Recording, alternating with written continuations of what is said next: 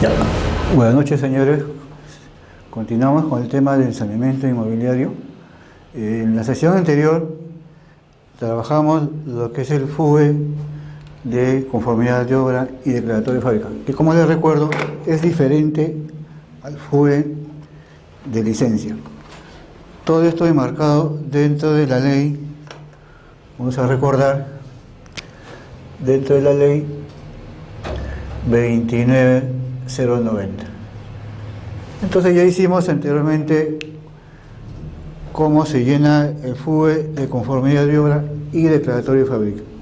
Pues aquí estoy mostrando uno que ya lo presenté en algún momento en la Municipalidad de Miraflores, y en este caso era de una ampliación, remodelación de una vivienda familiar. Entonces esto ya hemos visto cómo se llena, los datos que hay que poner, ¿no?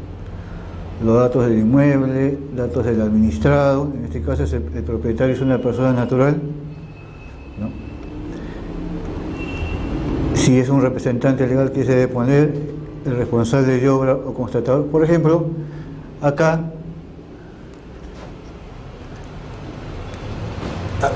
yo no soy responsable de obra, yo soy constatador. ¿Por qué? Porque este proyecto no lo presenté yo, lo presentó otra persona, y la declaratoria de fábrica sí la estoy haciendo yo. Entonces yo soy el constatador en este caso, ¿no? Esa es la diferenciación, si es uno responsable de obra o constatador, ¿no? Pero como debemos recordar, todo en función al FUE de declaratoria de fábrica con la ley 29090. Entonces esto ya hemos visto la memoria descriptiva de todo lo que se está declarando: primer piso, segundo piso, tercer piso, todos los ambientes que hay, ¿no? Que debe coincidir con lo que existe en el plano. Pero mi interés está acá. Acá está la parte interesante. Si ustedes recordarán, la sesión anterior vimos este cuadro de áreas, ¿no? Pero lo vimos que solamente hablaba de área nueva, existente, ampliación, remodelación. Era un cuadro simple, parecido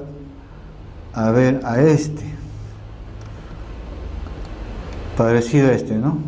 Estamos en el AutoCAD, parecido a este, ¿no? Acá vemos existente, demolición, nueva, ampliación, remodelación parcial y total. Este es un cuadro simple. Pero si lo comparamos con estoy mostrando con el FUE, vemos que hay una gran diferencia. Entonces, ¿a qué se refiere esto? ¿A qué se debe esto? A que el cuadro de áreas casi siempre se presenta de manera diferente, no es el molde. Si no es el molde, se va variando de acuerdo a las necesidades o a lo que nosotros estamos haciendo, o a lo que nosotros queremos, en este caso, indicar. Por ejemplo, este cuadro de áreas corresponde, si ustedes lo ven, la remarcación a un departamento que está dentro de un edificio. Por eso dice, primero, general existente con declaratoria de fábrica inscrita en registros públicos. Se refiere a todo el edificio.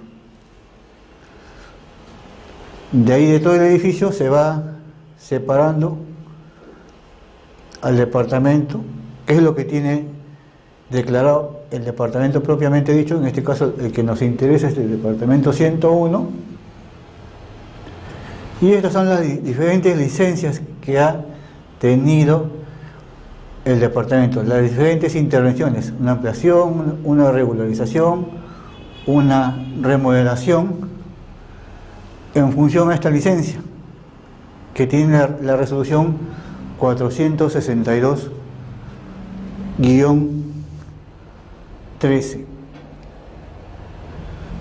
Entonces, esto es lo que se consiguió con la licencia. Pero como les dije anteriormente, no necesariamente lo que hace o lo que se pretende construir con la licencia se hace igual, sino a veces hay variaciones. Entonces, acá también se marcan.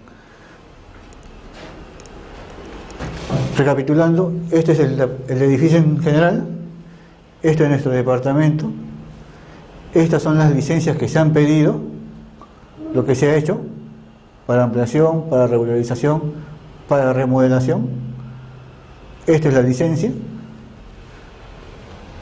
y esto es lo que Finanza ejecutó, lo que se hizo sobre la licencia. Entonces, al final siempre se llega trabajando lo que es el departamento 101, que es lo que nos está interesando. Entonces, como ustedes ven, el formulario, el FUE, nosotros debemos adaptarlo a nuestras necesidades, ¿no? Es un molde el cual se nos da, pero en función a ese molde nosotros debemos ir adaptándolo, ¿no?, a nuestras necesidades. Como les repito, en más de una ocasión, nosotros no vamos a estar presentes en el momento que esto sea revisado, sino alguien lo va a revisar, y entonces es de vital importancia que esté bien explicado para que la persona que lo revise entienda qué es lo que estamos haciendo o qué es lo que pretendemos, ¿no? Aparte de esto, del formulario también nos podemos ayudar de alguna memoria descriptiva. Entonces, como ustedes ven, este es el cuadrito de áreas que en algún momento se puede adaptar, como les repito, a nuestras necesidades. Bueno, ya vimos esto, de dónde salen los valores, las letras C, en este caso, C, C, D, F. Esto ya sale de la tabla de valores unitarios de construcción, ¿no? Como les mencioné anteriormente, la pueden ubicar en la página web del Colegio de Arquitectos, ¿no? Ya saben que esta tabla se va cambiando cada mes van variando los valores para conseguir el valor del metro cuadrado de construcción. Esta es una sumatoria que en este caso daba 253,90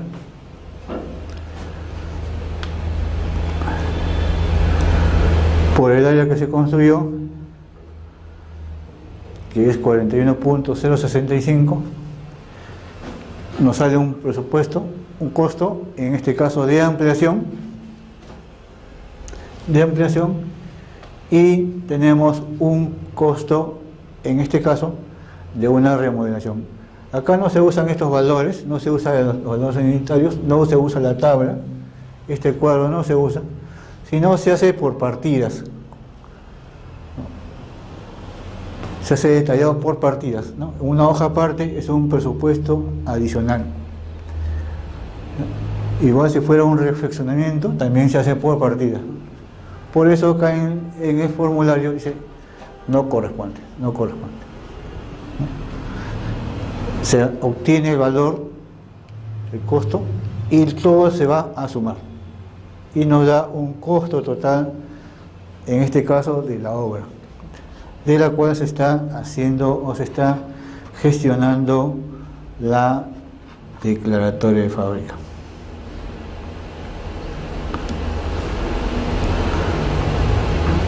Bueno, eso ya lo hemos visto. Entonces,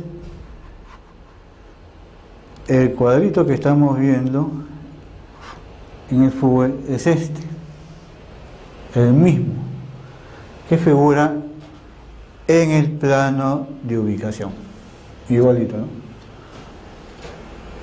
Todo el edificio, el departamento específicamente, con licencia de edificación, aquí está el número de licencia, qué se amplía, qué se regulariza, qué se hace de remodelación.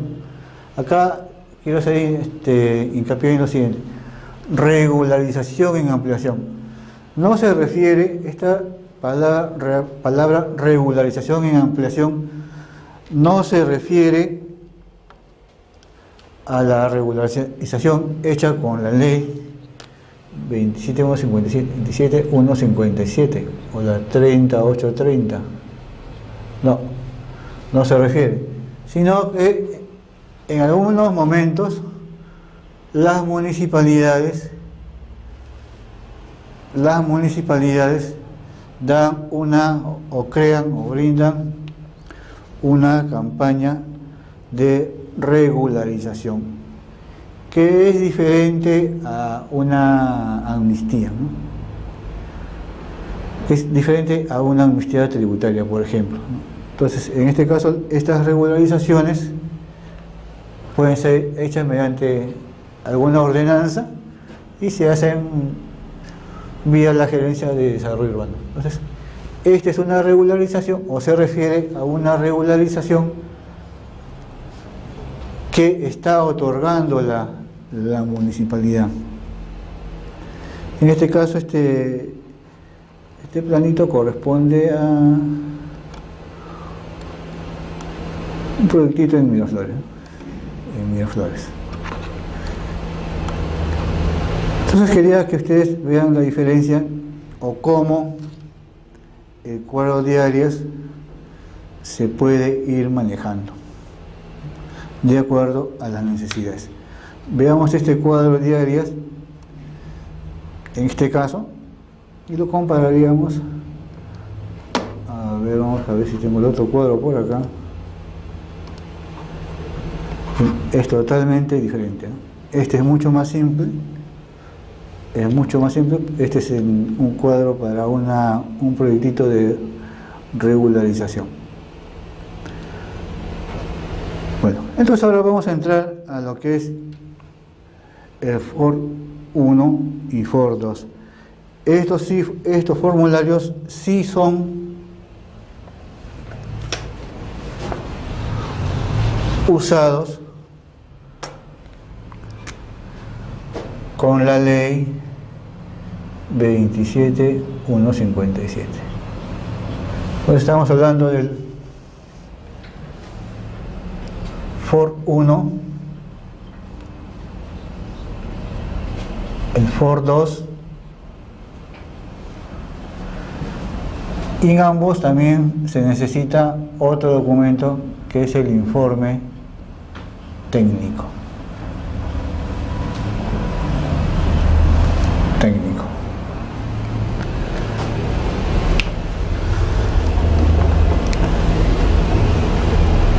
Bueno, entonces vamos a hacer un poco de memoria. ¿En qué momento se usa la ley 27.157 o la 30.830? En estos momentos olvidémonos de esta ley, la 29.090. Entonces les había comentado en otra sesión que a veces ocurre que la construcción, existe ya la construcción y por obvios motivos el propietario no sacó licencia porque no sabía, no quería, el trámite era muy engorroso, bueno, muchísimos factores. Entonces el propietario construyó en su terreno, en su lote, y luego quiso o quiere hacer la declaratoria de fábrica, ya no usando el camino de la 29.090 de la municipalidad, sino directamente a registros públicos. Como ya les mencioné, la inscripción que vale es la inscripción que está inscrita en los registros públicos. Muchas veces las personas suponen de que la inscripción que está hecha en la municipalidad es la que vale, y no, esa solamente está para el tema de tributario, ¿no? tributario de arbitrios en la municipalidad, pero el que tiene o la que tiene valor para cualquier tipo de trámite es la inscripción hecha en registros públicos. Entonces, nuevamente, vamos a entrar al caso de que ya construí, no sabía nada, pero quiero sanear mi vivienda o mi edificación. Entonces, para yo estar dentro de esta ley, mi construcción tiene que haber sido ejecutada hasta julio de 1999. Pero luego apareció una ampliación de fecha con la 30830 y es hasta diciembre del 2016. Entonces, si mi construcción está dentro de estos parámetros, puedo aplicar esta ley y lo primero que debo hacer es mi planito para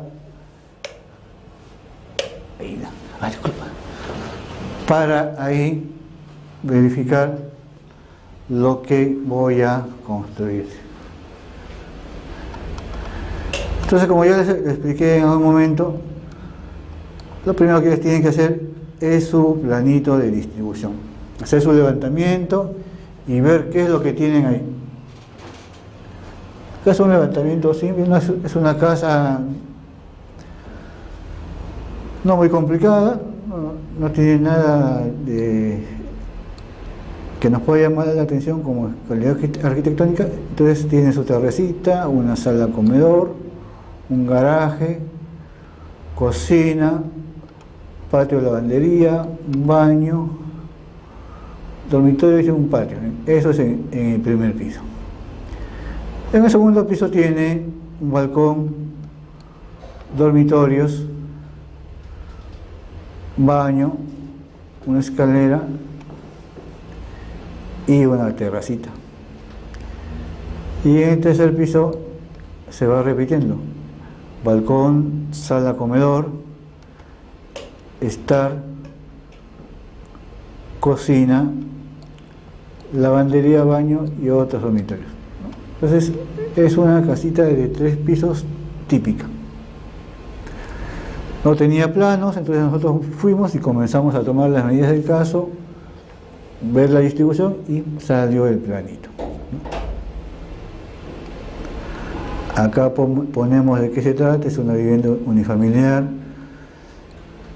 la dirección, nombre del propietario y bueno, quién lo hizo y de qué se trata, ¿no? Y nos vamos al plano de ubicación. Primero vemos lo que es el esquema o plano de localización, los datos, estos datos, la zonificación, el área de tratamiento urbano, eso lo vamos a conseguir gestionando el certificado de parámetros, ¿no? O también podemos entrar al plano de zonificación de la municipalidad, ubicado en nuestro lote, y de acuerdo a eso vamos sacando esta información.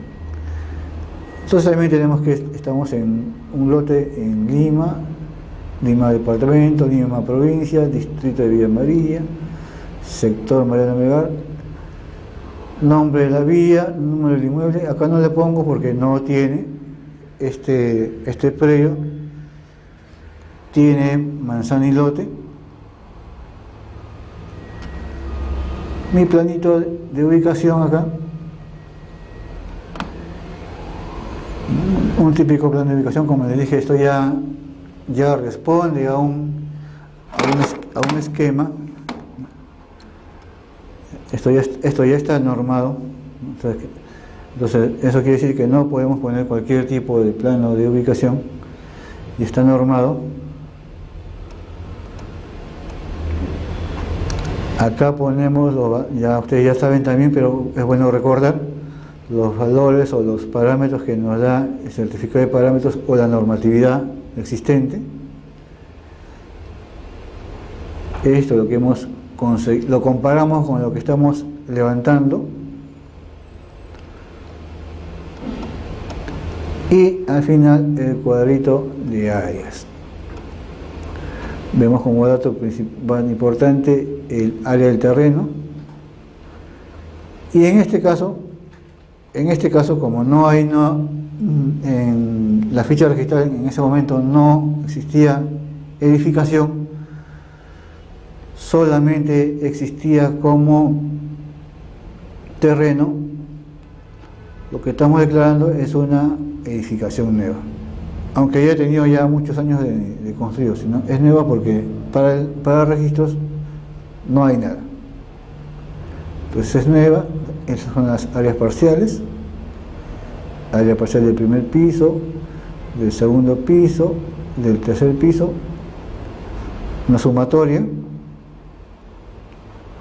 Acá se pone el total, teniendo en cuenta que podrían estas otras columnas tener algún valor, alguna área. En este caso es lo mismo, se repite. Y el área libre. Como ya les mencioné anteriormente, el área libre se calcula solamente en el primer piso, ¿no? El área del terreno menos el área techada. Entonces, este es el área libre y este es su porcentaje. Muy bien, creo que hasta ahí ya lo hemos visto, pero es bueno que lo recordemos. Muy bien, entonces vamos a ver el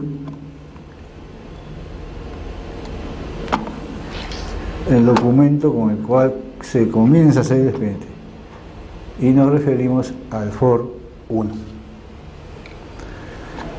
Entonces, este es el documento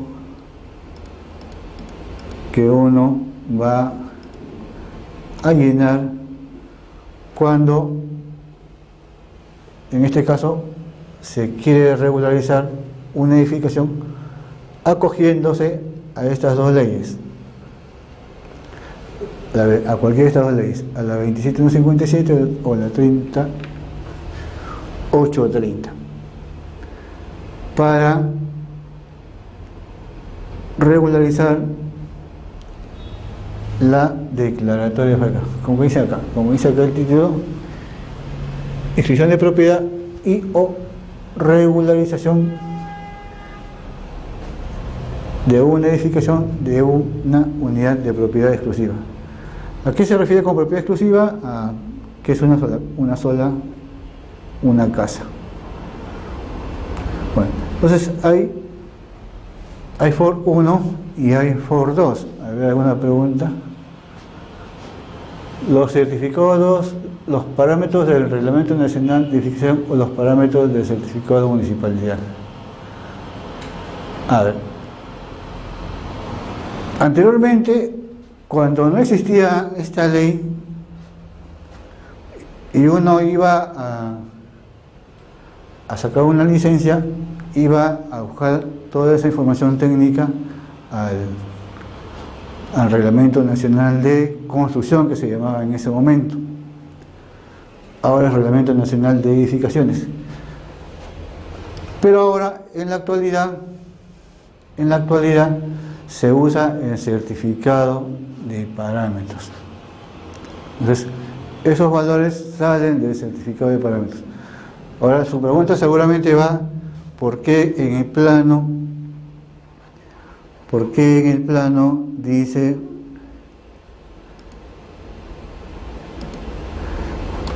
RNE? ¿Qué sucede? En la práctica, algunas municipalidades demoran el hecho de dar este documento, ¿no? Entonces, cuando se demora en darnos este documento, nosotros los profesionales, en base a nuestra experiencia o en base al plano de zonificación de donde está ubicado el predio, podemos ver qué zonificación le corresponde. Vamos al reglamento y de ahí sacamos los parámetros, ¿no? Esa es la diferencia. Pero normalmente la información debe ser obtenida del certificado de parámetros. Lo que pasa es que acá hay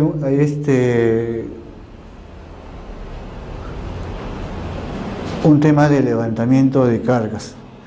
Y en ese momento, cuando lleguemos al tema de levantamiento de cargas, vamos a ver por qué nosotros colocamos el RNE y no el certificado de parámetros. Pero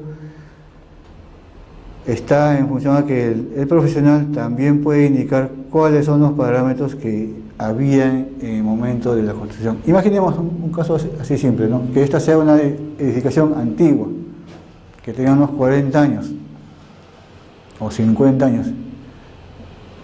Entonces, en ese momento no había certificado de parámetros. Entonces, en ese momento uno acudía al reglamento. Y en ese momento uno, en base a esa experiencia, sabía qué zonificación o qué uso se podía darle o tenía en esa zona. Esa es una de las razones. En cuanto se hace el levantamiento de cargas, el verificador puede dar esos parámetros. Ya, entonces, pero el uso inicial es el certificado de parámetros, ¿no? Bueno, si tienen alguna consulta, con todo gusto, por favor, ¿ya? Entonces, ¿quién nos da el certificado de parámetros? La municipalidad donde está el predio. ¿El certificado de parámetros lo puede tramitar cualquiera? Sí, cualquiera, porque el certificado de parámetros es un documento público. Entonces, no solamente el propietario lo puede pedir, sino una persona cualquiera lo puede pedir. Muy bien, entonces sigamos. Vamos a ver lo referente, en este caso, al FOR. Como les dije, nos estamos acogiendo a la 27157 o a la 30830, dependiendo de dónde o qué fecha fue construida. Entonces vamos a llenar los datos. Antes que me olvide, hay FOR 1 y hay FOR 2. ¿En qué radica la diferencia? Si yo voy a declarar mi casita, mi vivienda unifamiliar, voy a usar el FOR 1. Si yo voy a declarar un multifamiliar, donde hay 2 o más viviendas, voy a usar el FOR 2. Entonces, pero vamos a comenzar con el más simple, el FOR 1. Entonces, datos del solicitante, se supone que son del propietario, nombres, apellidos, su documento de identidad, la dirección, el estado civil, los datos del cónyuge en este caso, y acá si hay algún representante o algún apoderado. Entonces esto es una persona natural. Como ven acá, dice persona natural, ¿no? Está claro, ¿no? Persona natural. El señor Claudio Martínez es la persona natural, es el propietario del terreno donde él ha construido su casita, ¿no? Entonces, para comparar, vamos a ver. Esta es su casita, él es el propietario, a ver dónde está, Claudio Alejandro Martínez Caguanes, nombre de su esposa. Entonces, él construyó esto. A lo largo del tiempo, él ha construido esto, sus 3 pisos. Y lo que va a declarar es eso. Bueno, entonces si sigamos con el FOR 1. Persona jurídica, si fuera una empresa la propietaria del terreno. Que en este caso no, entonces no corresponde, ¿no? Pero si fuera, poníamos el nombre de la empresa, su RU, quizás la partida, de dónde está, si tiene un representante, ¿no? Porque la empresa debe tener algún representante o apoderado. Y seguimos. Acá es importante lo que dice acá.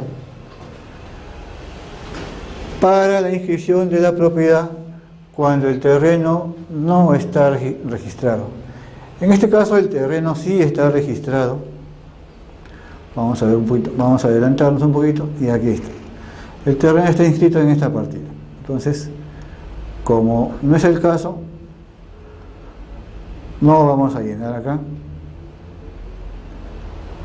Pero ¿qué pasaría si el terreno, como vimos en una sesión anterior, lo que vamos a hacer es una prescripción adquisitiva de dominio? Vamos a buscar un terreno que no sabemos si está registrado o lo vamos a inmatricular. Entonces, si recordarán, uno de los requisitos que pedía la notaría era también el FOR, ¿no? A ver, recuerden, en uno de los requisitos también se estaba pidiendo el FOR, ¿no? Porque vamos a recordar, a ver, vamos a recordar un poquito qué estábamos haciendo en la prescripción, cómo era la prescripción. Teníamos un terreno grande y de ahí yo quería prescribir un pedacito.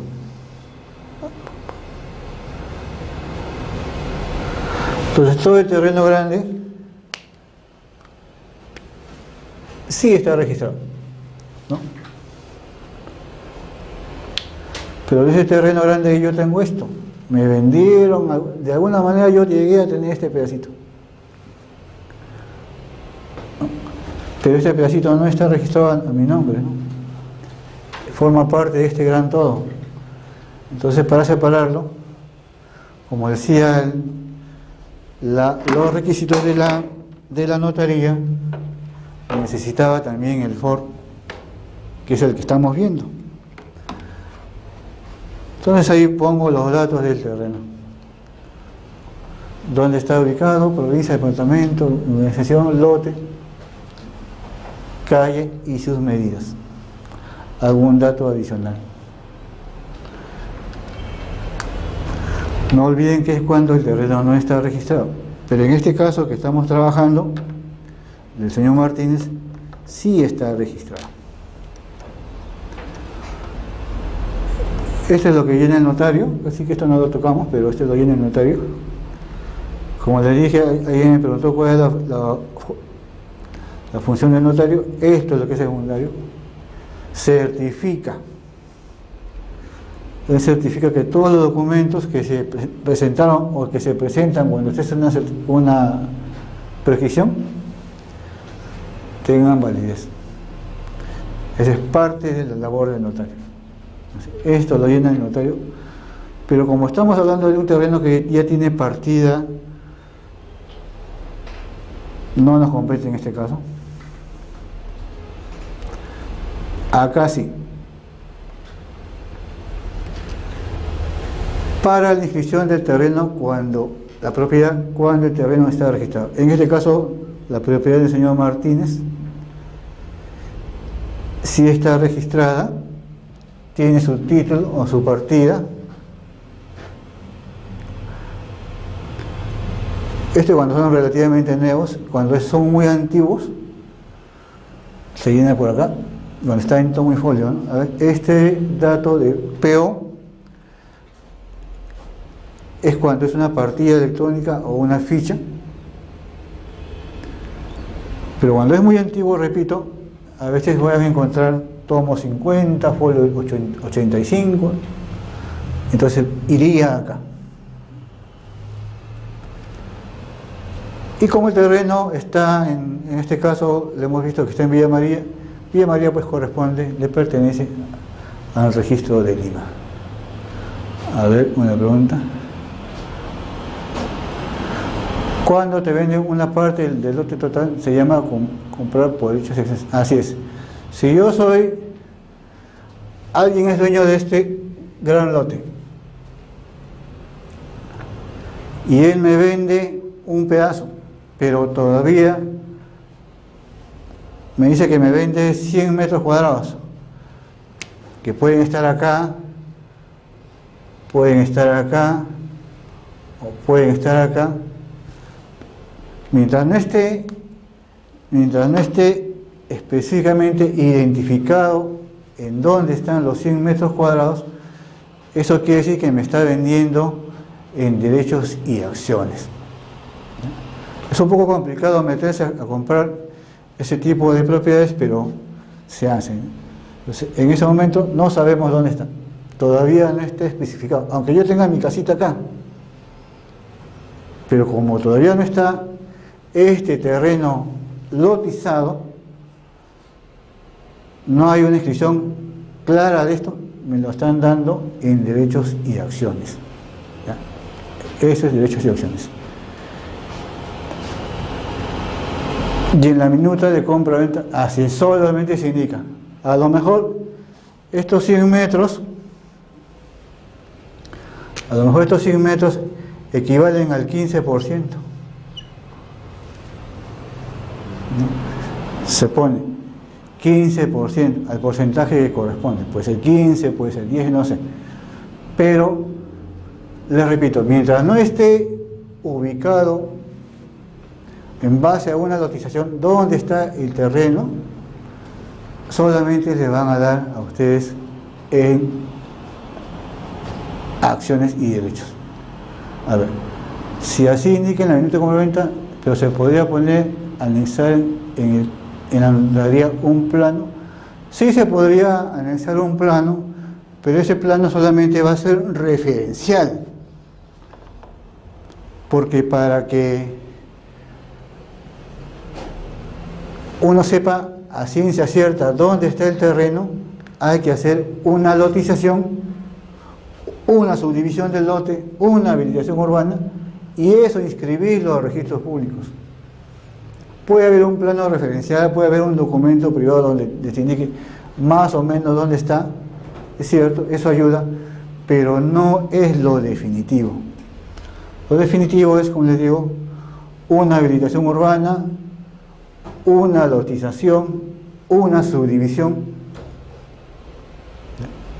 pero el documento, el plano que su compañero menciona, sí puede ayudar. A ver. ¿Cómo se hace para sacar la partida de la propiedad comprada, hacer la prescripción adquisitiva pasando mínimo 10 años? A ver. Eso creo que ya lo comentamos anteriormente. ¿Cómo se hace para sacar la partida? Yo tengo este lote grande, hago primero mi planito de este lote, hago mi búsqueda catastral, no se olviden, hago la búsqueda,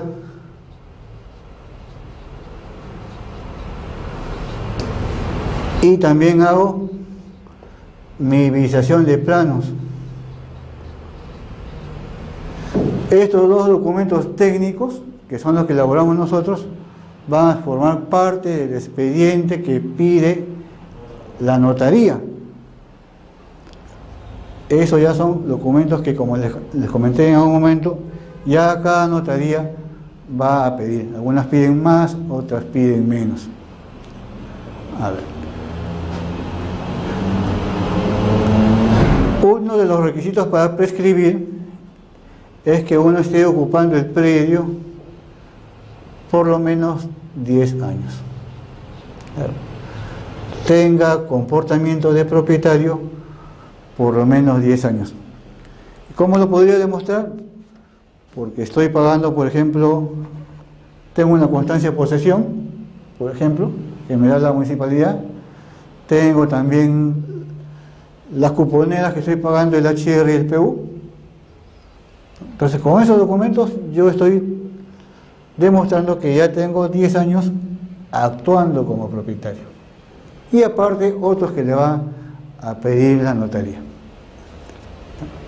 Entonces, eso es lo que referente a la prescripción que ya en su momento les habíamos explicado. Pero siempre es bueno recordar algunas cositas. Entonces, sigamos con nuestro foro.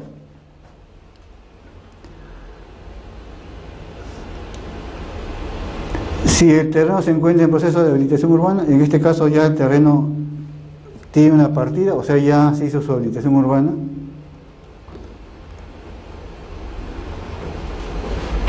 Si el terreno está registrado a nombre de quien le otorgó el título de propiedad y su adquisición consta en escritura pública, esto cuando el terreno todavía no está definido al 100% quién lo vendió o quién lo compró, está en proceso, que no es el caso porque ya en este caso el señor Martínez es el propietario.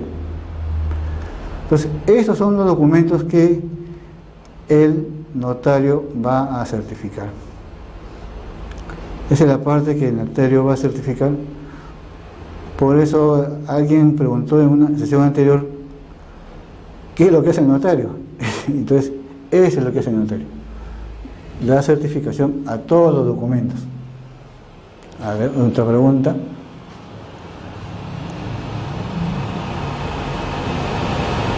Así es. Si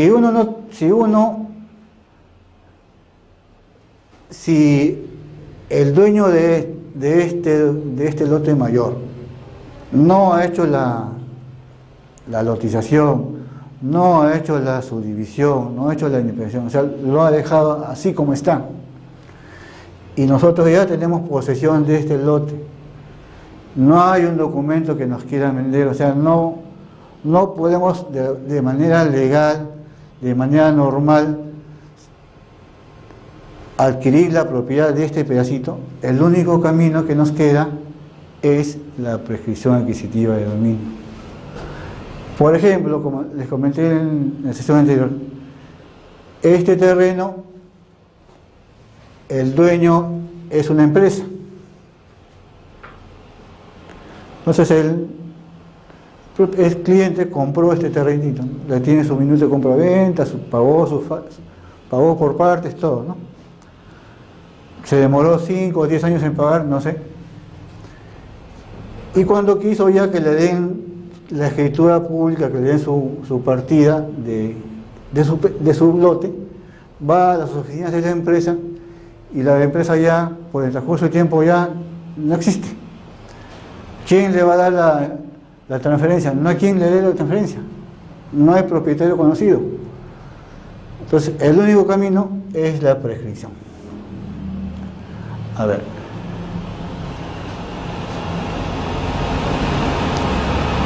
Pero en la notaría es solo si el terreno está en zona urbana, pero si aún está considerado en zona rural, ello ya es una prescripción adquisitiva. Si el terreno está en zona urbana, este tipo de trámite de visación lo hacemos en la municipalidad. Si el terreno está en zona rural, no podemos ir a la municipalidad, sino nos vamos al Ministerio de Agricultura. Hay un documento que nos va a ayudar, es el certificado catastral. Entonces, de todas maneras, nosotros podemos prescribir un terreno, sea en la municipalidad o sea en el Ministerio de Agricultura. No todo se hace en la municipalidad. Bueno, entonces sigamos con nuestro FOR 1. Aquí vamos a ver los datitos que pusimos en el plano de ubicación. A ver, vamos a ver los datos. Son los mismos datos, 148, 148, 135, vamos. Ajá. Lo que se está declarando en el primer piso se pone el área ocupada, que en este caso corresponde al área del terreno, el área techada y el área libre. la sumatoria de área libre más área techada debe dar el área ocupada. Ya, esa es una razón. Entonces, esto siempre debe dar área libre más área techada, área ocupada. Aquí en la segunda y tercer piso no necesariamente. Si hay más niveles, obviamente completamos. Entonces, estamos poniendo el área techada de lo que se está declarando. Otro dato. Fecha de terminación de la construcción. Este dato es importantísimo. ¿Por qué? Porque si en función a esta fecha, a este dato, yo voy a saber si me estoy acogiendo a la 27157 o si me acojo a la 30830. ¿Qué pasa si yo pongo marzo del 2020?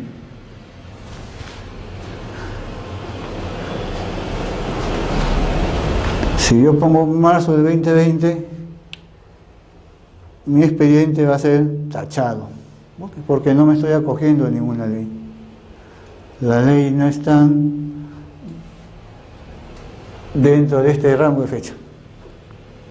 ¿Ya? Como dije, máximo hasta diciembre de 2016. Muy bien. Actos a constatar.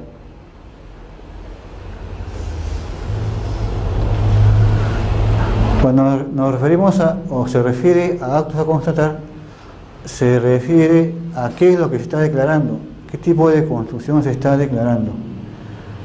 En el caso del señor, su construcción no existía, solamente el terreno.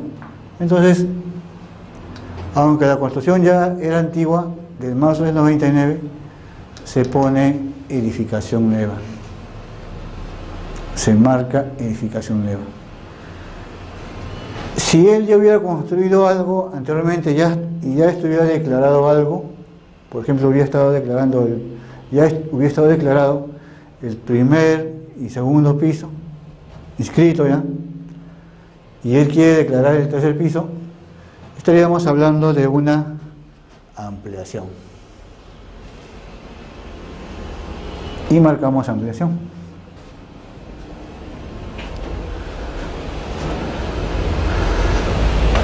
Lo que no puede haber es que sea edificación nueva y ampliación. Estas dos se contradicen. Pero lo que sí puede ser es que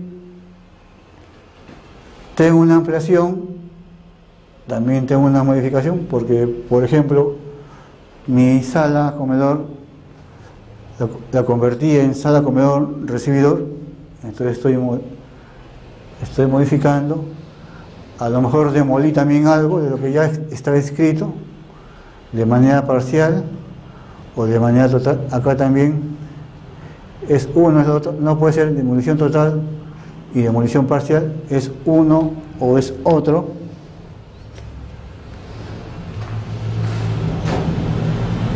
Vamos a ver parcial.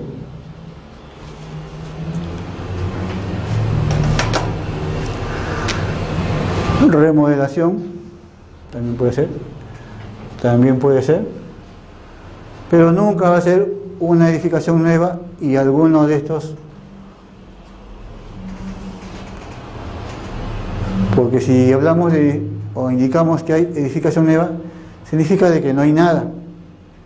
Entonces, como no hay nada, no se ha podido intervenir de esta manera.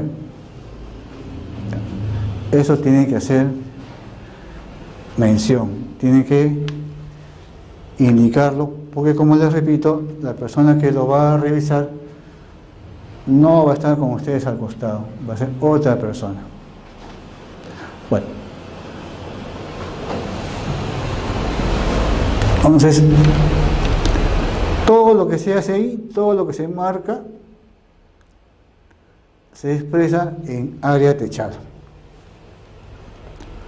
Todo lo que hemos marcado, al final nos está sumando nos está dando un área techada.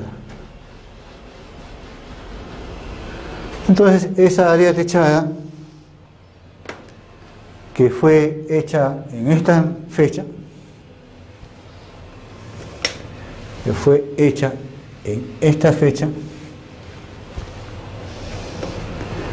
tiene un valor. Tiene un valor. A ver, ¿alguna pregunta? A ver.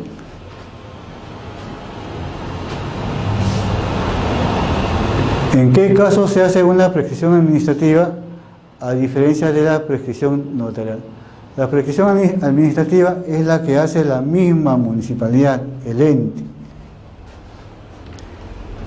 Ya. La municipalidad también puede prescribir, suponiendo que está ocupando este terreno algún local municipal, por decirles, o a lo mejor una posta médica. Ellos también pueden hacer, en este caso, una prescripción administrativa. Esa es la diferencia, administrativa. Cuando es una entidad del Estado.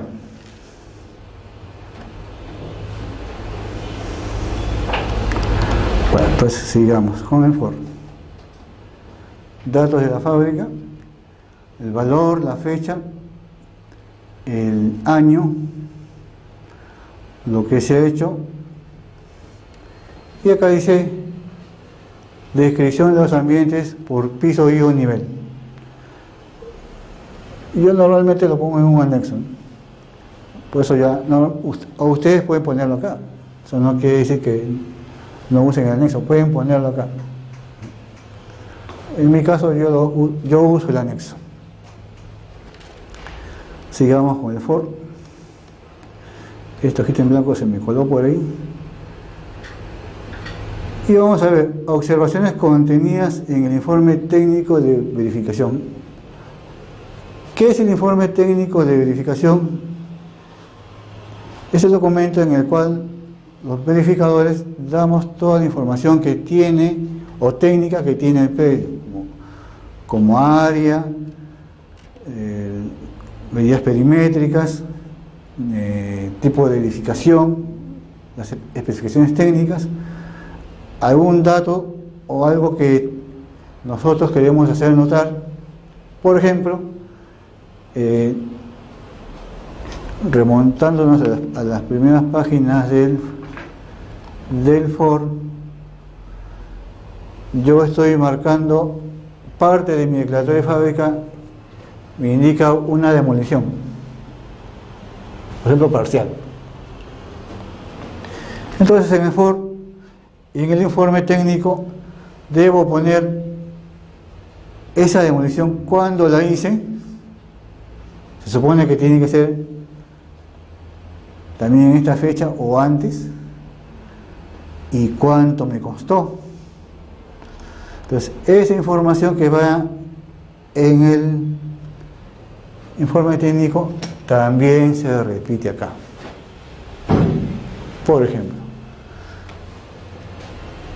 ¿qué información relevante que pongo en el informe técnico? Pongo ahí. Ya cuando desarrollemos el informe técnico vamos a ver la información que podemos colocar en ese ítem, ¿no? Pero todo está amarrado. A ver. Entidades a las que se requirió informe técnico de verificador ad hoc.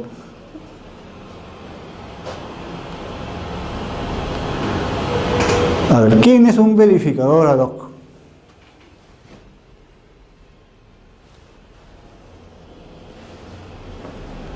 ¿Quién es un verificador ad hoc? A ver, ¿qué recuerdos están marcados? INC, Dirección General de Medio Ambiente del Ministerio de Vivienda y Construcción, Instituto Nacional de Defensa Civil, Instituto Nacional de Recursos Naturales, Cuerpo General de Bomberos, Ministerio de Defensa, otros. ¿Qué pasa? ¿Qué pasa si yo En este caso estoy declarando una casa, una vivienda unifamiliar. Pero ¿qué pasa si en mi caso no estoy declarando una vivienda, sino estoy declarando, a ver, una tienda? O una tienda, como vemos hemos visto en el planito, en los 3 pisos, en los 3 niveles, es de vivienda, ¿no? Pero ¿qué hubiera pasado si el primer nivel yo tengo una cevichería, por ejemplo, un local comercial, un restaurante, y el segundo piso y tercer nivel es mi vivienda, que la construí en marzo del 99, entonces estoy cumpliendo con los requisitos, ¿no? Ese marzo del 99 es mi vivienda, está en casco habitable, ya saben que es casco habitable. Entonces, en mi edificación no solamente va a haber una vivienda. A ver. Un momento, el informe técnico lo vamos a mover en su momento. Primero vamos a acabar el FOR y luego con el informe técnico. Debemos de tener un orden, por favor. No se preocupen, hoy ya tenemos que ver el informe técnico. Y el informe técnico está amarrado a esta parte. ¿Qué pasa si mi edificación es en el primer piso un local comercial y los demás es vivienda? Es un restaurante. Entonces, como es un restaurante, es un lugar donde va a haber gente, donde va a haber acumulación, va a haber densidad. En mi casa, a lo mejor vivo yo con mi esposa y mis hijos, viviremos 5 o 6 personas máximo, pero en el local comercial, en el restaurante, habrán 20, 30, 40, 50 personas que son los comensales, más el personal que trabaja. A lo mejor hay como 50 personas. Hay como 50 personas. Entonces, imaginemos que esas 50 personas en algún momento, por A o B motivos, hay un incendio, un sismo, van a tener que evacuar ese lugar. Entonces, para que evacúen ese lugar, deben de tener ciertas condiciones. Acordémonos lo que pasó hace poco en ese local de Los Olivos, ¿no? Era un local comercial y las puertas, lo más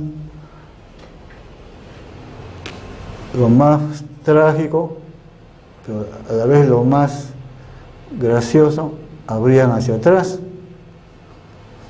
Entonces todo el mundo quería salir en estampida y no podían abrir la puerta.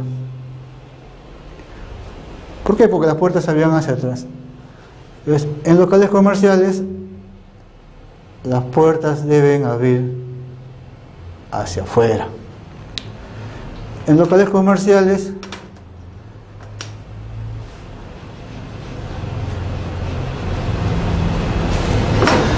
la escalera que había ahí debería tener un ancho mínimo de 1,20 m. Los pasos mínimo 0,28.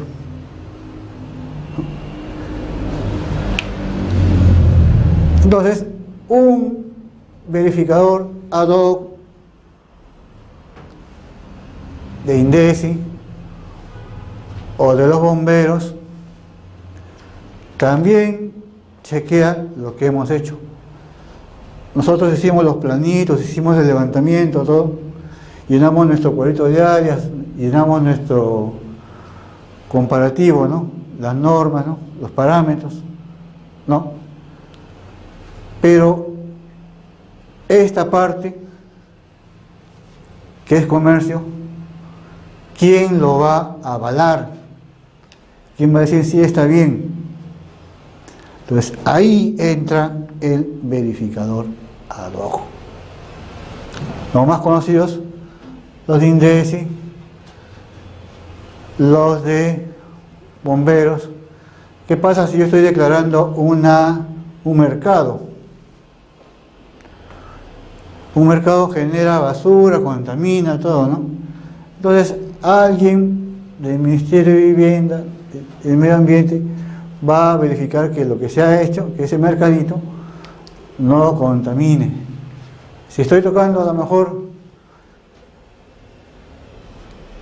una vivienda que está cerca a una zona monumental, una edificación que está cerca a una zona monumental o está dentro de una zona monumental, el INC también manda su verificador. O a lo mejor estoy en la selva, entonces INRENA también manda su verificador en esos casos. Por eso se le llama o se le denomina a este señor, a este personaje, verificador ad hoc. No solamente los verificadores que estamos en registros vamos a entrar a tallar. En muchos casos, y normalmente en los locales comerciales, entra el verificador de INDECI y el verificador del Cuerpo de Bomberos. Entonces, por eso dice, punto 7, entidades a las que se requirió informe técnico de verificación ad hoc. Punto 8, aquí van los datos del verificador, en este caso los míos, ¿no? Yo soy arquitecto. Entidad privada, pues no soy, si fuera de un ministerio, pero no, en este caso es privado.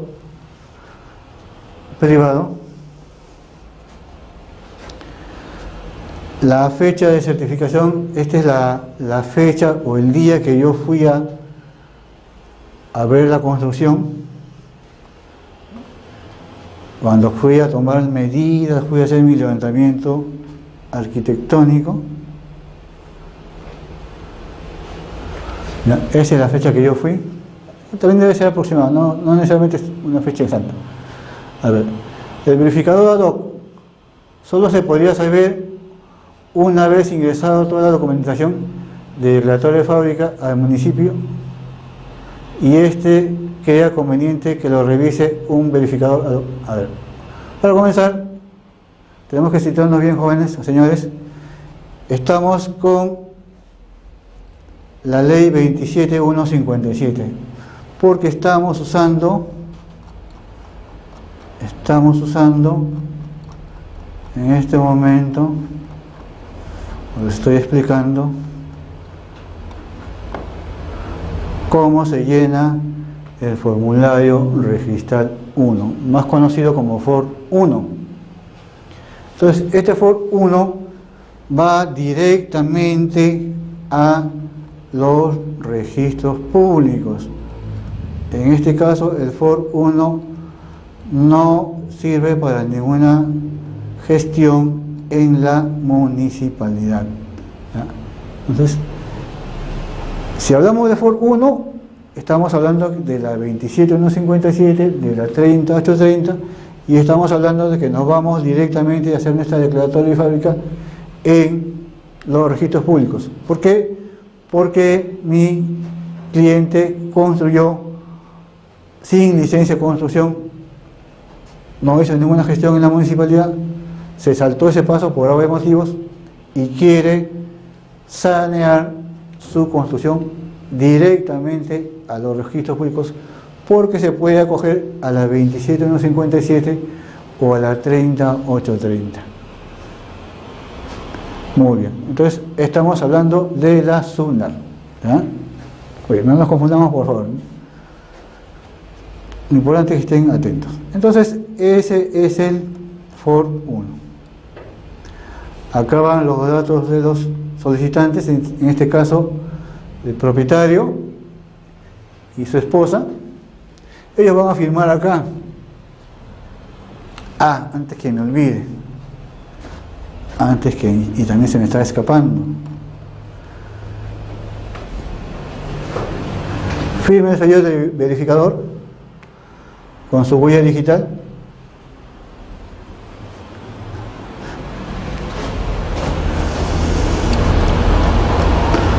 Vamos al punto 9. Firma de los solicitantes. Acá van a firmar y van a poner su huella digital, porque no olvidemos que esos documentos van a ser legalizados. Ahí está, certificación y legalización notarial. Entonces, acá el notario da fe de la firma de los solicitantes. ¿Ya? Y acá va la inscripción cuando hay necesidad de inscribir algún asiento. Normalmente en la declaratoria de fábricas no se pone esto. Acá esto se llena cuando se hace alguna prescripción o algún tipo de trámite de los cuales es el notario y el registrador. Y acá el anexo 4. Lo que les comenté al inicio, esto, a ver.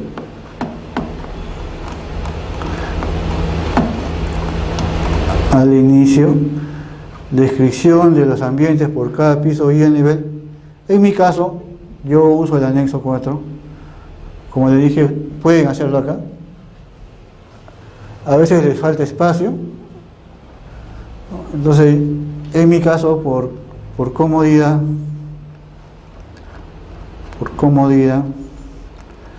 yo uso esta parte del anexo 4. Entonces, ahí está. La distribución resultante: primer piso, segundo piso, tercer piso. A ver, primer piso, terraza, garaje, sala, comedor. Vamos a ver si está eso. Vamos a ver por la distribución. Terraza, garaje, sala, comedor, cocina, patio, lavandería. ¿Qué es lo que dice acá? ¿No? Patio, lavandería. Ahí está. Normalmente en un consejo siempre pongan escalera. Se describen los ambientes, pero siempre se debe mencionar la escalera. Escalera que va al segundo piso, o en este caso, o simplemente escalera.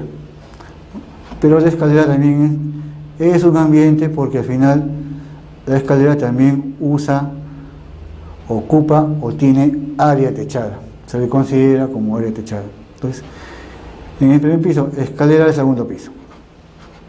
En el segundo piso, escalera del tercer piso. En el tercer piso, llegada de escalera desde el segundo piso. ¿No? Entonces, ustedes describen todo lo que existe, los ambientes que hay. Como les repito, la persona que lo va a revisar lo va a hacer sin su presencia. Entonces, tenemos que dárselo lo más claro posible. Lo más claro posible.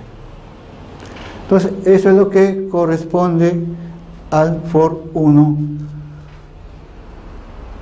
para inscribir o declarar una casita, una vivienda unifamiliar, una construcción en general. A ver, ¿alguna pregunta? Vamos a ver. Mi consulta era si el FOR 1 se indica una parte verificadora, ¿en qué caso lo rellena? O cuándo la SUNAT crea conveniente su intervención, una vez ingresada la documentación a SUNAT. A ver, nosotros sabemos que cuando ya hay un local comercial, casi siempre va a ser necesaria la intervención de un verificador ad hoc. Pero en mi experiencia, en mi práctica, yo trato de evitar la convocatoria a esta persona. ¿Por qué? Porque muchas veces las personas que construyen no conocen de esto. y otras normas. Entonces, si va a ingresar el verificador ad hoc y ve esto, se va a inscribir la declaratoria de fábrica. ¿Sí? Se va a inscribir la declaratoria de fábrica, pero con una anotación que se llama carga. Entonces, en mi práctica, yo, aunque sé que me van a pedir la intervención del verificador ad hoc, no lo pongo hasta que el registrador me lo pide. Si el registrador me lo pide, yo también trato de decir que no se puede, con alguna normatividad. Eso ya lo vamos a ver en la parte de observaciones, pero al final quien decide es el registrador. Pide o no pide la intervención del verificador ad hoc. Uno de alguna manera puede saltar esa intervención. Por ejemplo, algo que me ocurrió hace poco. Estaba declarando una edificación de 5 pisos y azotea. Entonces el registrador me dice que como son 5 pisos más azotea y él lo considera un piso adicional, o sea, para él son 6 pisos, me pide la intervención de un verificador ad hoc. Como yo sabía que la escalera en este caso no cumplía con el 1,20 m, tenía 1 metro nada más, yo trato de justificar que no era necesario. Entonces el registrador me dice que sí, que de todas maneras tiene que estar el verificador ad hoc, porque el verificador ad hoc iba a llegar, iba a mirar esto y me iba a decir, ya se puede inscribir, pero esto va a haber o va a ser una carga. Entonces, ¿cómo yo sustento que no es necesario, en este caso que les comento, la participación del verificador ad hoc? Para mí son 5 niveles, 5 pisos más azotea. Vamos a graficarlo, a ver si nos entendemos un poquito.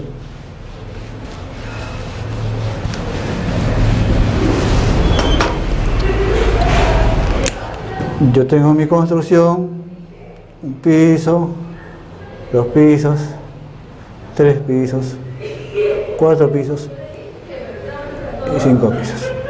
Y aquí está mi azotea.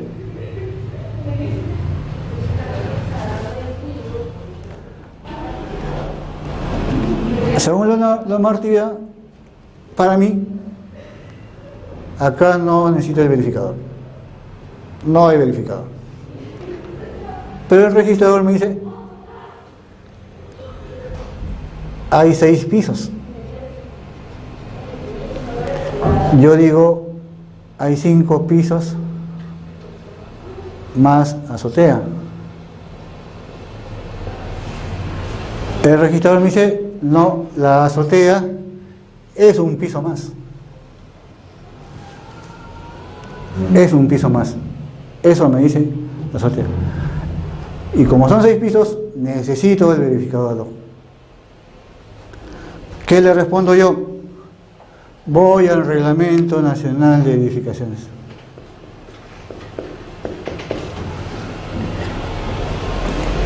Y busco la normatividad. La normatividad me dice que piso se considera piso a todo aquel ambiente donde se puede habitar.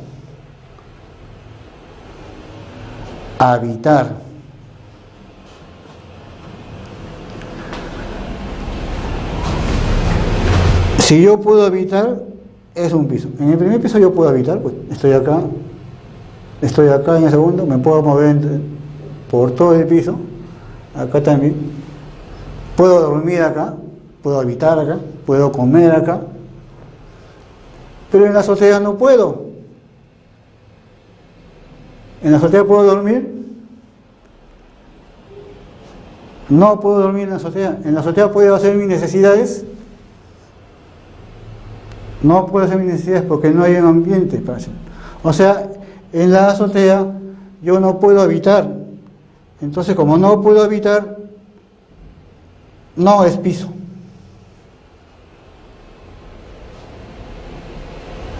Y me remito a la norma, la A010, el artículo no sé cuánto, que ya no me acuerdo. Le digo al registrador, la azotea no cumple con las condiciones que indica esta norma. Por lo tanto, no es un piso, es azotea. Entonces, de esa manera, yo le estoy evitando que el verificador ad hoc vaya, verifique mi construcción y me ponga una carga. Entonces, esa más o menos es la forma como en mi caso yo actúo. Espero que el registrador me pida la intervención del verificador. Por la experiencia yo ya sé en qué casos me va a pedir, pero como les repito, yo trato de evitarlo. Entonces hay que esperar que el registrador nos pida la intervención del verificador. Bueno, ese es un tema práctico que yo les voy en las últimas sesiones vamos a tratar sobre esa casuística. Entonces, esto es lo que corresponde al for 1, que es cuando yo voy a declarar mi construcción. Solamente declaro mi construcción y nada más. Pero también está el for 2.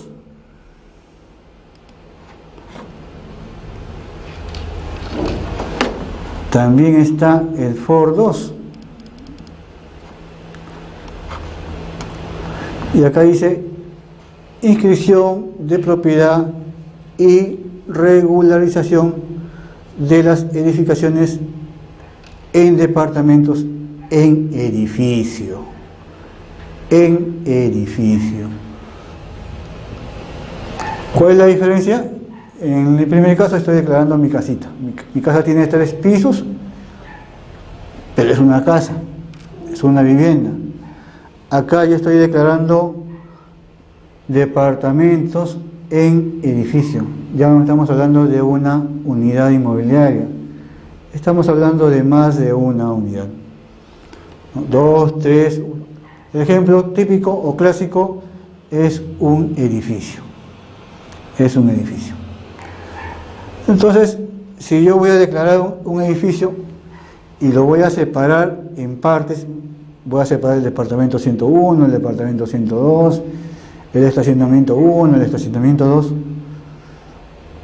el depósito 1, el depósito 2, ya lo que se usa ahora, está el departamento propiamente dicho, está su estacionamiento, que pueden ser 1 o 2 estacionamientos, y también están los depósitos.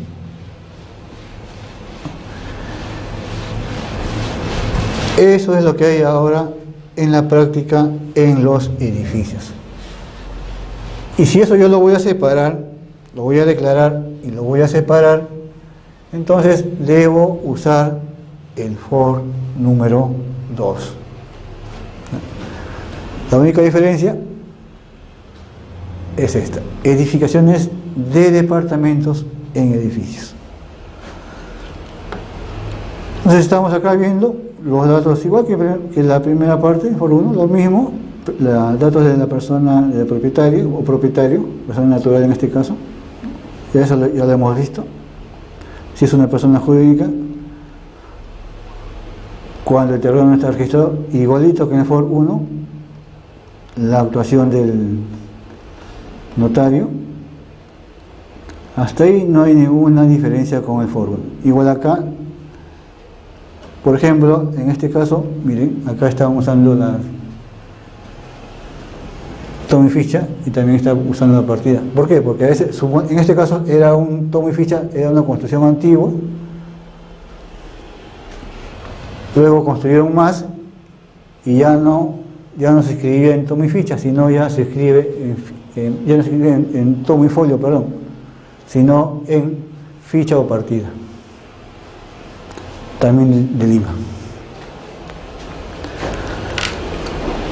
Sigamos, es casi igual que el FOR 1, ¿no? Los mismos datos, áreas, fecha de terminación, un valor, ¿no? Lo mismo se va repitiendo, áreas, por ejemplo acá dice primer piso declarado, por ese primer piso es el que figura en esa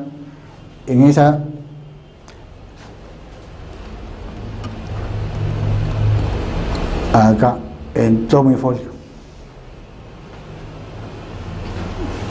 Ya.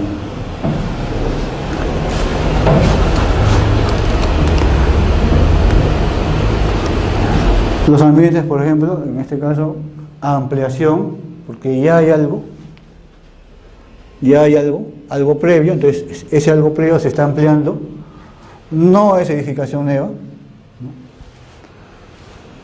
Y la descripción. Acá estamos, el que he declarado ya está utilizando este término, unidad inmobiliaria número 1, unidad inmobiliaria número 2, unidad inmobiliaria número 3.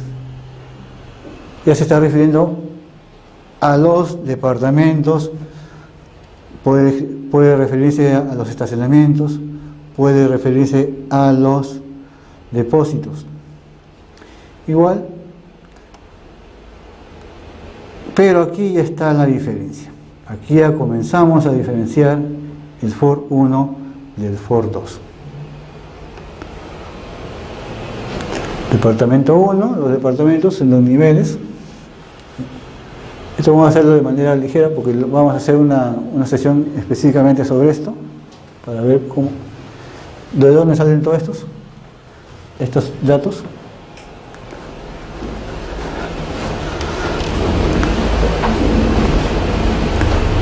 Independización de los departamentos. Por ejemplo, el departamento 101, su área ocupada y área techada no necesariamente es lo mismo, ya recuerden eso que hemos mencionado anteriormente. Las colindancias, esto vamos a hacer una sesión, como digo, exclusivamente sobre esto, pero es bueno que ya lo vayan observando. Áreas comunes. En un edificio, la área común típica, la escalera, por ejemplo, el ingreso es común, eso tiene medidas.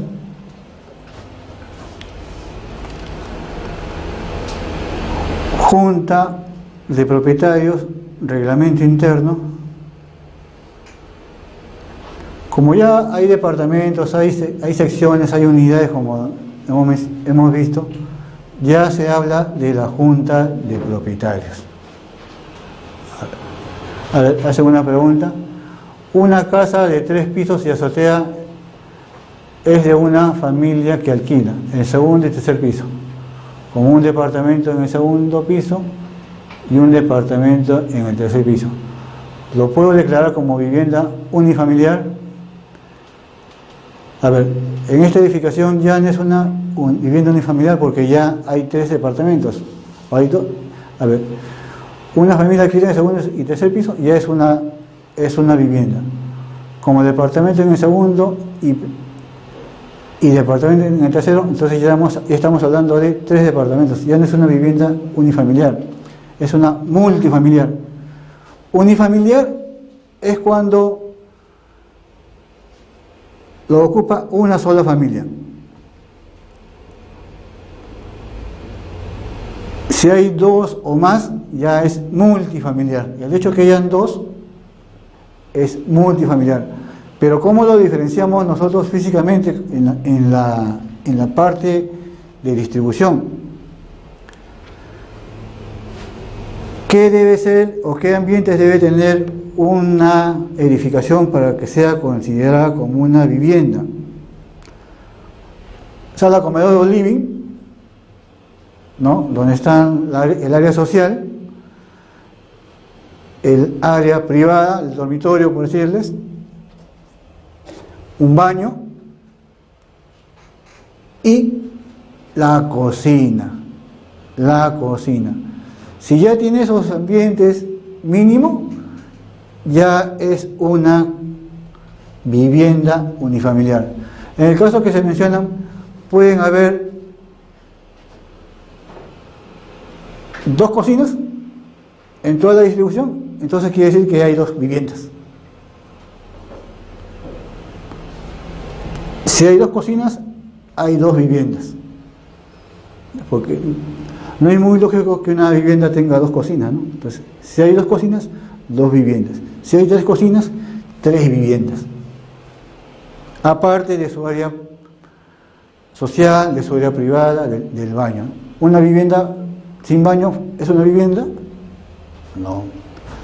Entonces, los requisitos mínimos para considerarlo como vivienda son esos ambientes. Entonces, el registrador, cuando esté comparando su planito, va a ver, les va a marcar, a ver, cocina, sala, comedor, dormitorio, baño. Y por acá está viendo, y sigue revisando el plano, y ve que hay otra cocina, ve que hay otro baño, ve que hay otra lavandería, por decirles, otra ambiente. Entonces va a decir, les va a preguntar a usted, aclare, ¿está declarando una vivienda unifamiliar o está declarando una vivienda multifamiliar? ¿Ya? Por eso el registrador, como les repito, va a revisar lo que ustedes están presentando y tiene que ser de manera clara. Si ustedes ponen ahí en sus documentos 5 cocinas y declaran que es una vivienda unifamiliar, entonces el registrador va a decir, ¿qué pasó acá? ¿Dónde está? ¿Yo me estoy confundiendo o estoy viendo mal? Entonces le va a decir, aclare. Entonces ahí ustedes aclararán, pues, sí, son 5 cocinas, son 5 departamentos. O dirán, no son 5 cocinas, es una cocina nada más y lo demás es un comedor de diario. Bueno, ya tendrían que explicarle con mayor detalle, aclararle, porque eso les va a decir el registrador. Bueno, eso es parte de la casuística, ¿no? Entonces sigamos con el FOR 2, régimen, áreas servicios comunes. Esto es respecto al reglamento interno, la junta de propietarios, y acá van los datos del verificador, ¿no? En este caso es un ingeniero. Igual los datos del propietario, de los propietarios y la certificación notarial. Entonces, si se dan cuenta, el FOR 1 y el FOR 2 son muy parecidos. Son muy parecidos. Y como les dije al principio, estos 2 documentos están ligados o forman parte del expediente junto con este documento que ya me lo están pidiendo en más de una oportunidad, que está acá. Este es el informe técnico de verificación. Informe técnico de verificación, procedimiento de ley 27157. Del señor Martínez, que estamos viendo, sus planitos de él. ¿Qué pasaría, por ejemplo, si hay varios propietarios? Son hermanos, por ejemplo, los hermanos Martínez. Entonces se pone uno, el nombre de uno, y otros. Bien. DNI.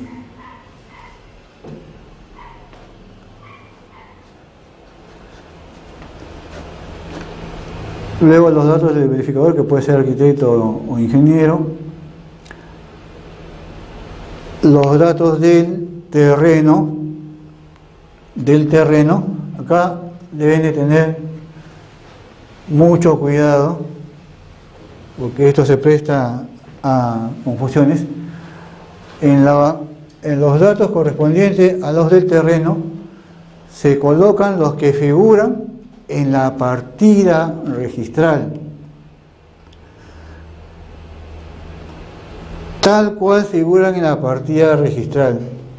Por ejemplo, en su partida registral de este señor está departamento, provincia, distrito, sector, manzana, lote, pero no hay calle.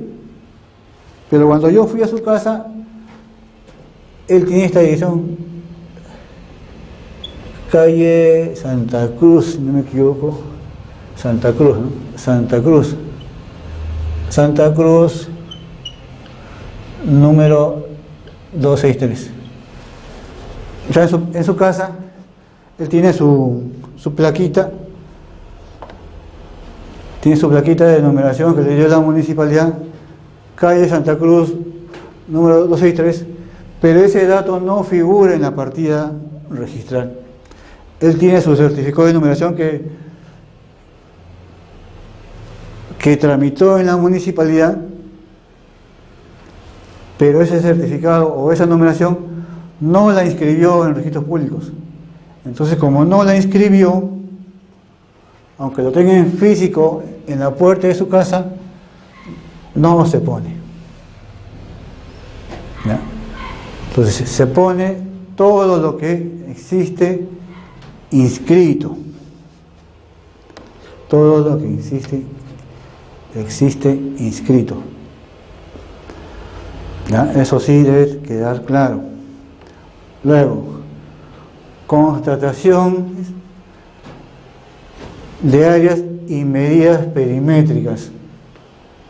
Acá también, atención, por favor.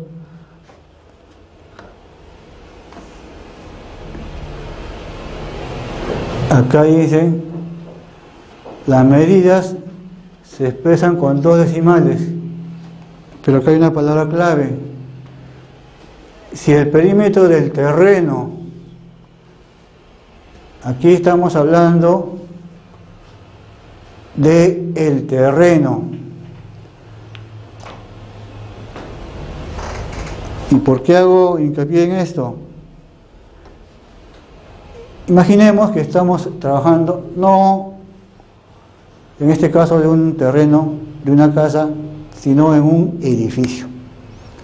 Entonces, este es mi lote de mi terrenito, que mide, digamos, 40 por 40. Acá está mi retiro. Aquí está mi retiro, acá está mi edificación, no sé cómo será. No, esta es mi edificación. Aquí está la caja de escalera. ¿No? Esta es la caja de escalera. Pero el departamento que yo voy a trabajar es este.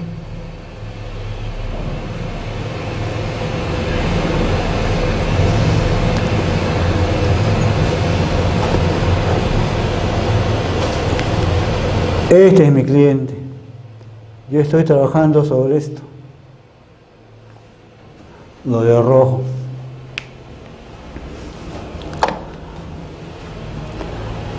Entonces, acá me dice, las medidas se expresan con 2 decimales. Si el primer terreno es irregular, pero estamos hablando del terreno.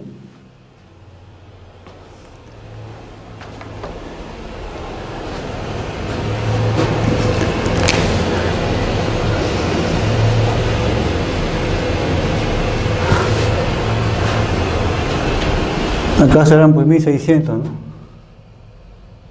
1600. Acá será 40, porque estoy hablando del terreno. O sea, me están pidiendo que ponga las medidas del terreno.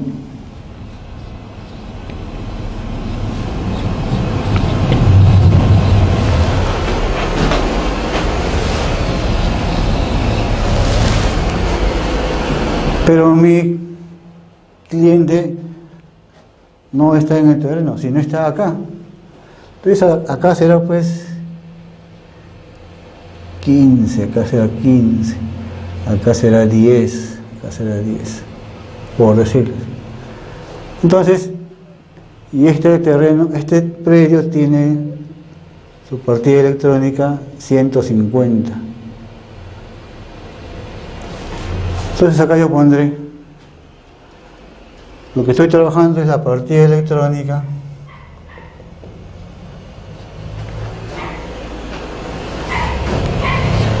(150-20),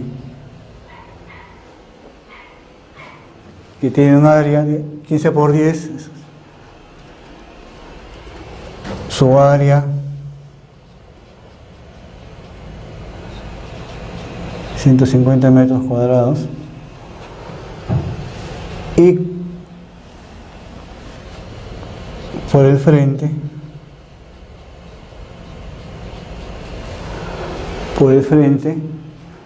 si yo me paro acá, este es el frente, estoy mirando así. Entonces por el frente es 10.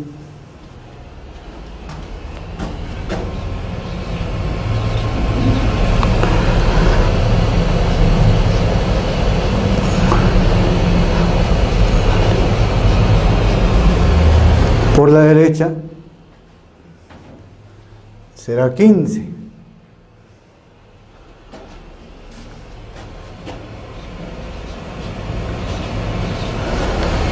Por la derecha será 15.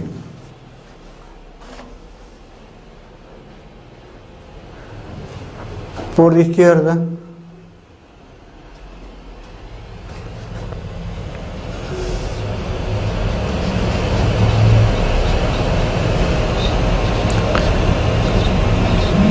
también es 15, y por el fondo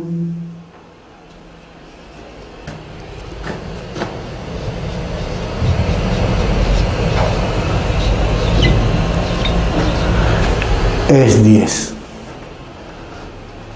¿Ya? Entonces, dense cuenta que en este caso lo que se pone acá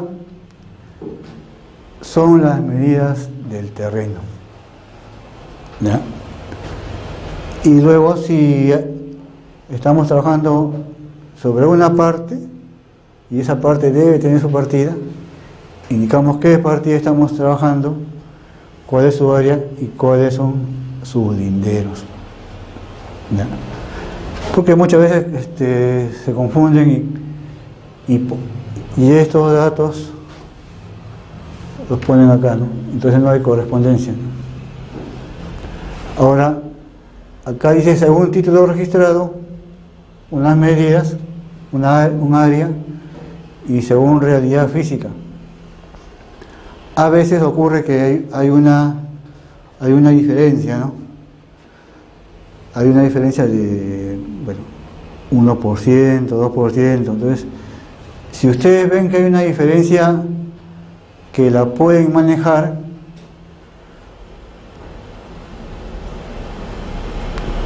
traten de evitarla. Si la diferencia es 1 o 2%, no lo coloquen. ¿Por qué?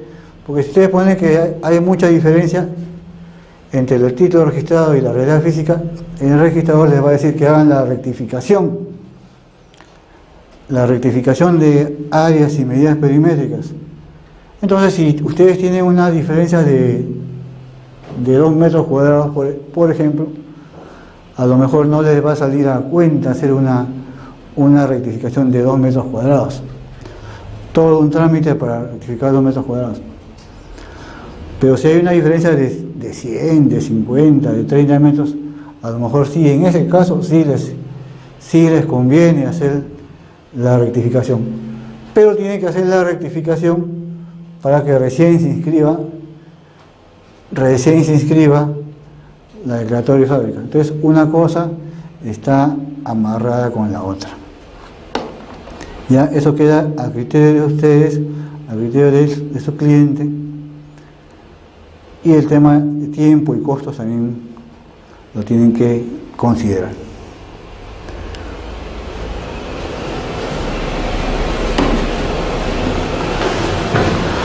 Entonces ese es el otro ítem del informe técnico. Acá lo que les mencionaba,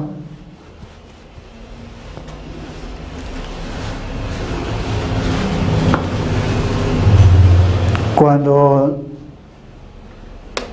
vemos que los parámetros no nos convienen, podemos usar esta normatividad. ¿Por qué? Porque, por ejemplo, el parámetro nos pide un área libre de 30% y nosotros hacemos nuestro cálculo y no tenemos el 30%, tenemos 25% o 20% tenemos. Entonces eso tenemos que indicarlo acá, que no se cumple con el parámetro, no se cumple con el área libre. O por ejemplo, el parámetro nos pide que tiene que haber 2 estacionamientos y nosotros tenemos solamente 1. También tendríamos que poner acá que no se cumple con la cantidad de estacionamientos. Entonces, marcaríamos con observaciones y anotamos la carga. Eso se llama ya carga técnica. Carga técnica.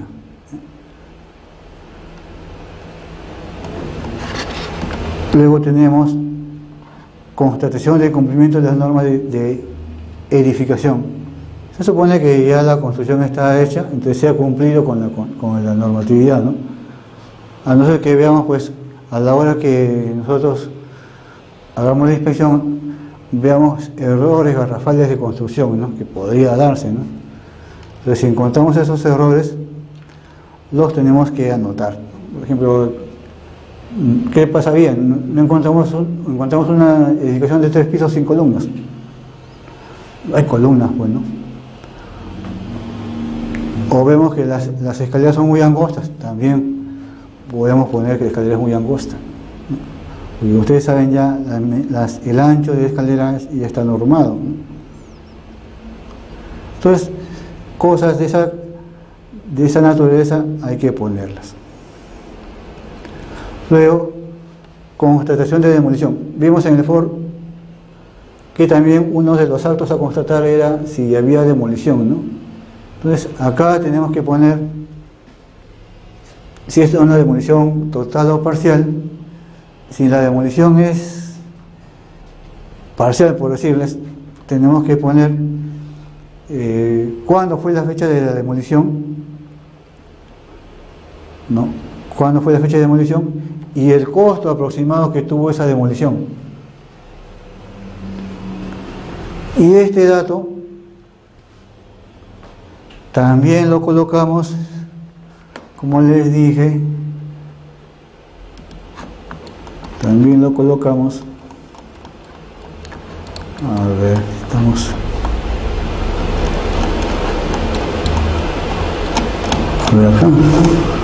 acá, observaciones contenidas en el informe técnico de verificación.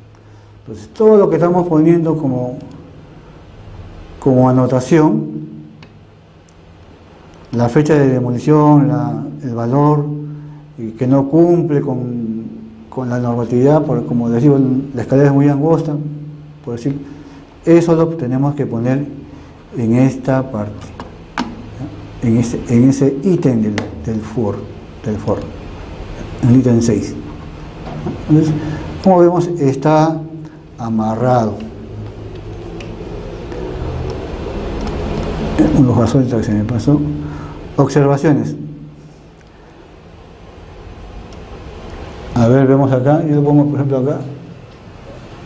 1, 2, 3, 4, 5, 6, 7. Las 7 columnas del cuadro de valores unitarios, ¿no? Si ustedes desean, pueden ser mucho más específicos, pueden detallarlo de mayor manera. La ley 2757 es hasta julio del 1999.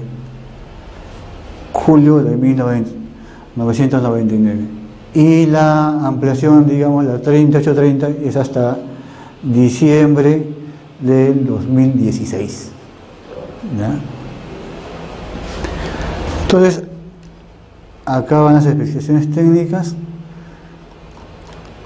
y acá en observaciones se pone, ya cuando hagamos el tema de levantamiento de cargas, vamos a ver que acá se pone, ¿ya? Entonces, el firme sería el de verificador, y acá cuando intervienen los verificadores ad hoc.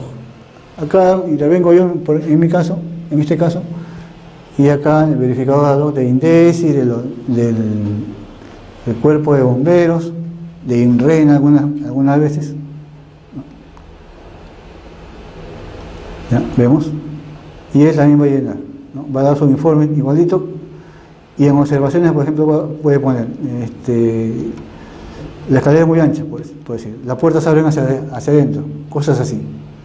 Entonces, eso también origina el cumplimiento de las normas, y lo cual lleva una anotación de carga, que no impide que se inscriba, por el caso, pero sí tiene otros inconvenientes, que ya en las siguientes sesiones les estaré indicando. Bueno, señores, hasta acá estamos por hoy día. Como les digo, ya cualquier pregunta en el transcurso de las siguientes sesiones la pueden hacer. Muchas gracias. Buenas noches.